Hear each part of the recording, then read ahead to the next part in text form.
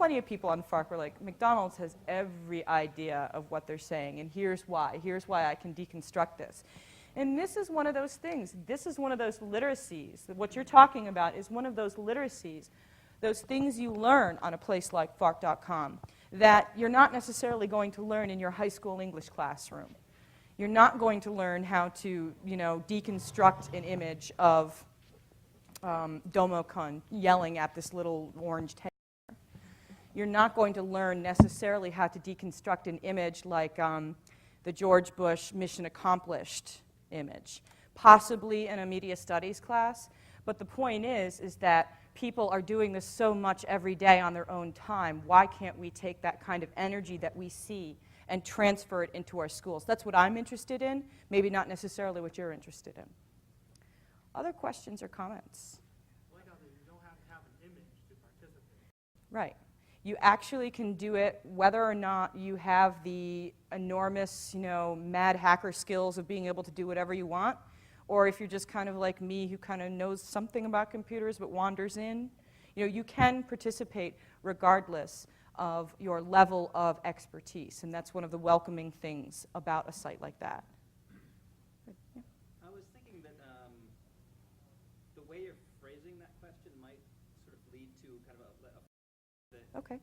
Sometimes everyone hates high school, partly because you're a teenager at that point, but also because sometimes there's some stuff you just have to sit down and learn in a traditional way. Because I went to a Montessori middle school, and they were trying to use like creative techniques to get us engaged, and there was some stuff that we just had to sit down and learn. Oh, that makes sense. Instead of like sort of making them into sort of competing, how can you get them to work together? Right. So that kids can say, okay, I have to do this, fine, but at least I know that this other thing that I'm doing is being respected also. Right, and I completely agree. I didn't want to try to bore people with lots of technical language, but the actual way that I phrased this in my dissertation has a lot to do with the idea of companion technologies in schools, and also utilizing multiliteracies, which is something that if you really care about, I'll explain to you. Not necessarily if you don't. But just think about it as not necessarily being able to just read words on a page, but music and visuals and all together all at once. And using that as a means of getting the stuff that you just have to sit down and learn, doing it through that way. This was just sort of a way of not trying to bore the crap out of people in here. But thank you. That's a very good point. When I walked in, you had a slide up about all learning being social.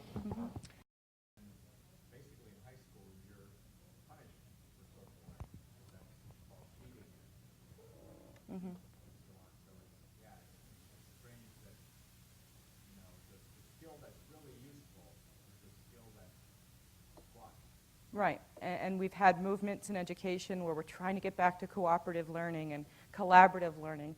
But if you go into 9 out of 10 classrooms in the US, you're going to see a row of desks, and you're going to see examination papers and projects necessarily having to be done individually. Now, if you walk into some like architecture firms or any place like that, you're not necessarily going to see that. So we have a very strange way of training our students to perform, and then we kind of toss them into a completely different atmosphere. And you kind of get more practice with communal, community, social learning and sharing on a place like this. Yeah, a colleague of mine is a professor at Cal State Northridge, and she's doing a 4-year study of students as they come in, undergraduate, all the way through till they graduate. And her hypothesis is that the better networked, better connected students will finish school at a greater percentage and will have better grades than those that aren't. And that's what she's trying to study. My hunch is that she's going to be completely right now. Yeah. I don't have any empirical data to back that up. Yeah, absolutely. Yeah. I mean, it's a very interesting problem that you do. You have even ETS is the Educational Testing Service, and that in fact is what kind of creates most of the standardized tests in the US at this point in time. And they came out with something called the ICT, which basically tests your internet literacy. And it's hilarious because it's done, can you evaluate a website for its veracity? Can you evaluate a website for how long it's been around, who it, you know, that kind of critical inspection of information on the internet, but you're forced to do it alone. You have to take the test by yourself, and it's a closed system. You don't actually go onto the internet and do this. You do it in a setup that is a closed system. And it just, to me, I'm looking at the test and I'm like, oh God. Because nobody would actually really do that. I mean, you can get through it, you can get the right answers, you can pretty much get what they want you to get. But if you're really doing something that means something to you, if you're really researching a topic, or if you're really interested in something, you're going to use those network spaces. You're going to ask people for help, essentially. Other questions or comments?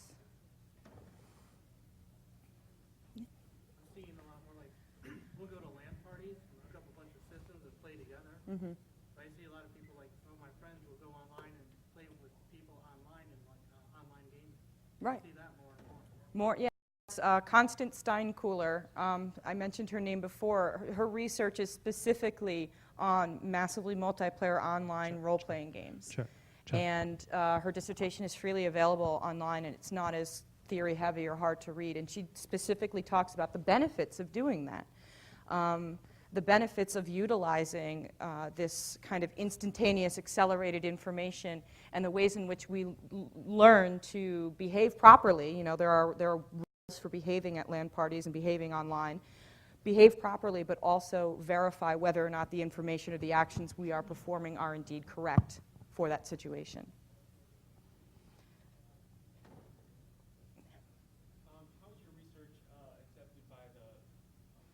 How was your research accepted by the people you presented it to in Chicago, and also your dissertation committee? What Okay. did they think of it?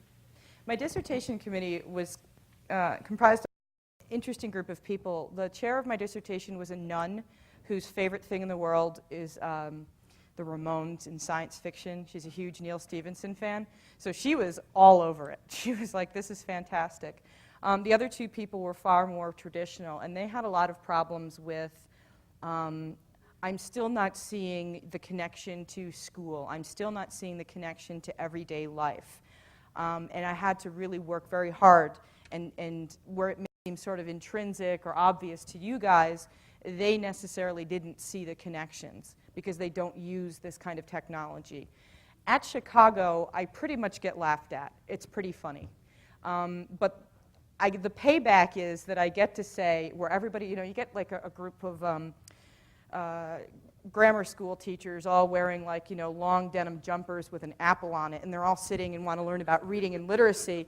And I come up there and I'm like, yeah, my dissertation's on a dark. It's another word for fuck. And we talk about beer and boobs and sex. And it's just like this, the horror on people's faces is wonderful. Some people are interested in it. There are people doing work in game theory, which is not necessarily education, but it's kind of separate. And it is, in fact, related, but not the same. They're more welcome with it. But as time has gone on, I've been doing this for about 5 years, it's getting better and better. So, I mean, most of the time people are like, they'll give a dissertation at anything these days. Other questions or comments? Common criticism of these kinds of things, what's Sweet's statement, is that it's all very ephemeral, that there's sound bites and tiny bits of information like tiles in a mosaic, and are people ever getting the big picture because of this? Right. From your studies and experience with people at FARC, and you've talked about that they have to have a certain knowledge base to even be able to put together that particular they live reference and so forth. How are they getting that big picture when it seems that all they are exposed to is these tiny bits? That's the field that I work in is only 10 years old, 11 years old. And it's starting to come together because there are people in more traditional areas of literacy and reading who are starting to see the same kinds of patterns or similar patterns to what's going on at FARC. So that's kind of what you have to do in research anyway. You have to take, stand on the shoulder of giants, the people who came before you, who did something kind of like what you did, but not exactly like what you did. And that's where we're borrowing maps from reading, from literacy, from media studies, and we're kind of overlaying it on top of multiliteracies and digital literacies and DV. and changing it where necessary. So give it another 10 years, and we're going to have a very clear picture of what happens, barring any, like, completely, like the internet shuts down, something like that. Right. Well, oh, quick. Yeah. I saw several hands. Kind of related to the couple of the questions, what connections did you make between the social learning that goes on online and the social learning that happens at the parties? Because that was a big thing for me with Yeah. the local Cleveland Freenet had picnics where I would actually meet these people, and that was a big way of learning how to socialize. Yeah, absolutely. It's you already are friends when you show up, and that's a big comfort to people who maybe have difficulty or are just kind of coming into a huge place where there's people and I don't know anybody. One of the funny things, and this is not original to my study, actually Lori Kendall figured this one out too, is that most of the time people are referred to by their FARC names at FARC parties. Only if you specifically request that you call somebody something like, hi, my name is Kelly, but on FARC I'm O'Flinky. Most people will call me O'Flinky unless they're trying to get my attention like across the room.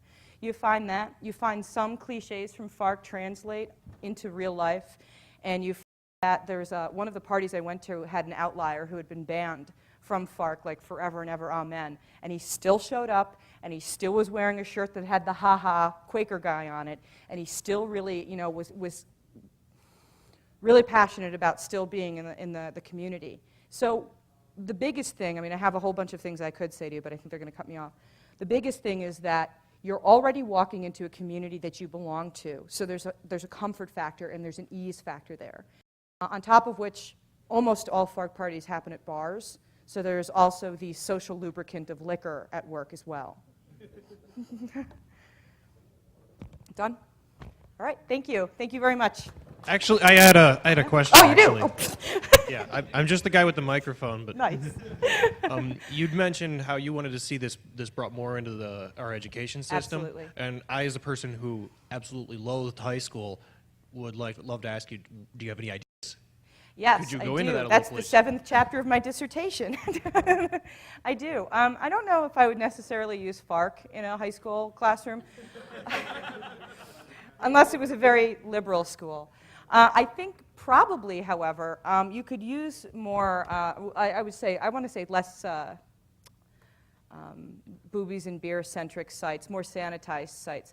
But I think one of the big things when it comes to using this in a classroom is respect for the medium and respect for the skills that are taught through the medium. So could you use a site like Dig in a classroom? Absolutely. There's this thing called web questing, and that's kind of like, oh my gosh, we can find things on the internet. Let's show our kids how.